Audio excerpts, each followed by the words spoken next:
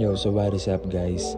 So quick video lang tungkol dun sa mga nagtatanong or dun sa mga interesado na mag-alaga ng tiyanak. So unang-una, ang mga kailangan nyo kapag mag-aalaga kayo ng tiyanak ay syempre yung lalagyan. So kailangan nyo ng aquarium.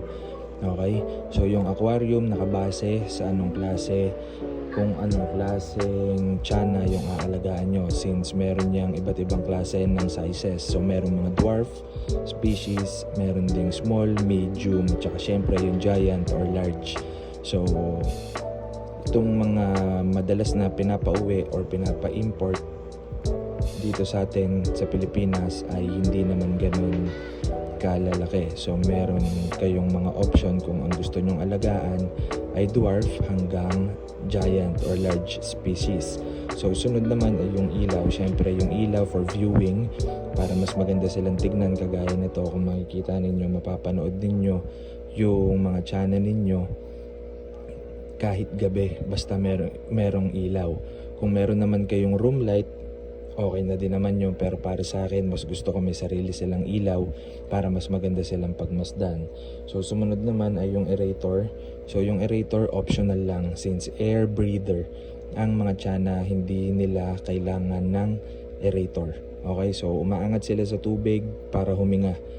Okay, so hindi talaga required yung aerator. So ano pa ba yung mga kailangan?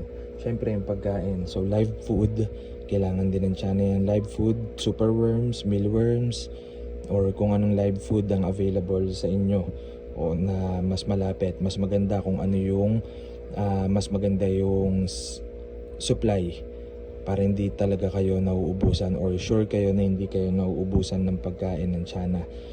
Sumunod yung pellet. So yung pellet naman available naman yan sa mga sa TikTok, meron din naman sa Shopee, meron din sa Lazada. So marami kayong pwedeng pag-orderan. Meron din naman sa Facebook Marketplace.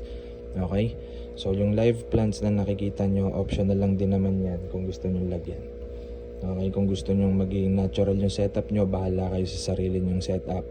Yung substrate, syempre optional din yung substrate, pero para sa akin required siya, since nakakatulong ang kulay ng substrate sa pagpapakulay ng tiyanak na gusto ninyo. Okay? So kung meron pa kayong mga question or gustong malaman, pwede naman kayong mag-comment dito sa video. Okay? Happy fish keeping!